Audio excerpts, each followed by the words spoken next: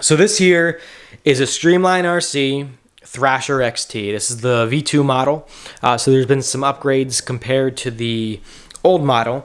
And mine I picked up off of eBay, brand new, but it just had some sun damage or UV damage, which Scott, who's the owner of Streamline RC, actually gave me some tips and info on how to clean that up and make it white again. So we're going to try that probably next week as well.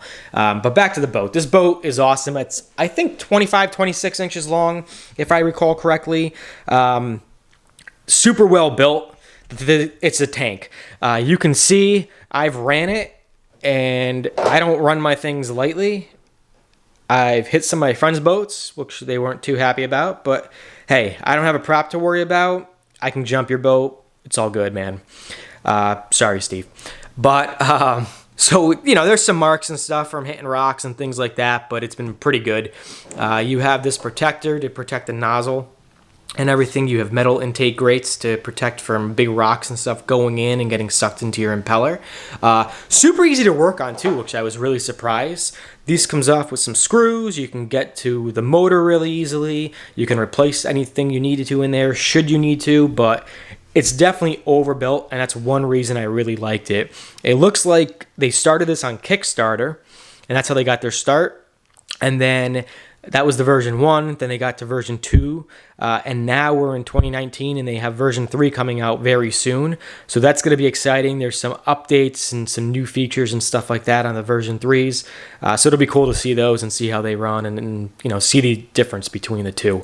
So this is a V2, like I said. Let's open it up and take a look. It's a very simple setup to get into it. It's 1 pin up front and 1 screw, and that's how it's hooked on. Very easy to get to. So let's take a look at the inside of this. Let's see if I can move this. And sorry about the video. I'm kind of impromptu with my camera in my hand because we're getting ready to run. All right, so you have a lot of things are 3D printed, as I said. The battery tray, I think the whole impeller housing is 3D printed as well. It's running 160 amp speed control. The motor, I believe, is a 1350 kV motor. I'd have to double check on that. I'm not 100% sure. I know it's a relatively low kV, but it's a huge motor. It's a big, big motor. Everything's water-cooled, speed control, and motor. The receiver, everything is actually waterproof as well. This is all waterproof. The receiver's waterproof, and it's actually coated in almost like an epoxy. It's kind of hard to see. You can't really see in this shot here, but your receiver's in here. You can see the wires coming into it.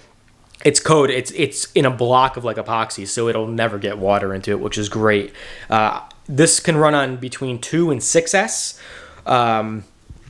I've run it on 6S and 4S, and I found those two were probably my favorite. I haven't run it on 2 or 3. I just don't think it's going to be powerful enough for my use, being in whitewater. If you're just in ponds and stuff like that, very slow-moving water, 2 and 3, you'll be fine with that. It's plenty. It's not made to go fast, so don't think you're going to throw 6S in this and go 60, 70 miles an hour, because it's not going to happen. It's made for that extreme burst of acceleration. And think of it as this is a riverboat. You know, it's made for rapids and whitewater. It can be used in anything, but that's kind of what it's made for. And if you think about it like that, you want that explosiveness out of the hull to go wave to wave and get up the stream or river or whatever you're doing. So you don't need super top speed to do that. You need a lot more acceleration. And from what I've read, from Scott, is this puts out about 11 plus pounds of thrust, which is quite a lot for this boat. I've only had it out once yesterday, but I also ran it for probably 2.5 hours, and it's been awesome. It's super fun to watch. You can surf waves on it, and we're going to do some of that when we get out there shortly. One other thing to point out, it's very easy to work on. Like I said, I picked this unit up on eBay from a random seller, and I ran it yesterday, and when I came back, I noticed my motor was actually shifting back and forth a little bit and had a little bit of side-to-side wiggle, and I noticed the 2 screws holding the motor in were actually loose. So what I had to do, I had to take the nozzle and the jet pump off, and there were 6 more screws in here, remove a couple of the water hoses, and I was able to pull it all out, tighten the screws, thread lock them on, put it all back together. So it's very easy to work on. The nice thing I like about this is, especially with like, I have hydros and catamarans and stuff, it's a pain to get into, to work on. This thing is very open and it's very easy to work on. It's got some spray foam up front.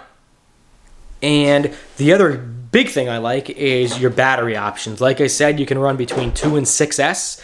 I run 4S. I have single 4S packs for like my X-Max. And I can also run 2 3S packs in series to make, or is it parallel? I think it's series. I always forget, to make it 6S. So I've been doing that. So I was running 6S 5200 packs. Got a lot of runtime. I didn't count it. I would probably say 30 minutes, maybe a little bit less. Usually I don't like to run my packs down a lot because I don't want to ruin my cells. So I'll tend to pull it out sooner than I think. And a lot of the times my voltage will still be, 3.9 per cell. And, I can run down. I don't mind going down to 3.7 or so, but any further than that, I don't like doing. So I could have probably gotten more runtime, but, it's no big deal. I bring a bunch of batteries with us and we change them out as we needed. The other great thing about that is the battery options you have. The tray works really well. I've run 2 3S packs. I've run single 4S packs. You can run a single 3S, whatever you want to do. I've gone as far as to run SMC Racing 9200 milliamp hour 4S packs. They're huge. They're, I think, 830 grams, so they're big packs. Scott at Streamline says the max is probably about 900 grams for the battery weight. I had no issue. I was able to adjust the battery fore or aft depending on what I wanted to do, and I had no issue. I couldn't even tell it was such a heavy battery in the boat. It still worked really great in the water, so that's really cool.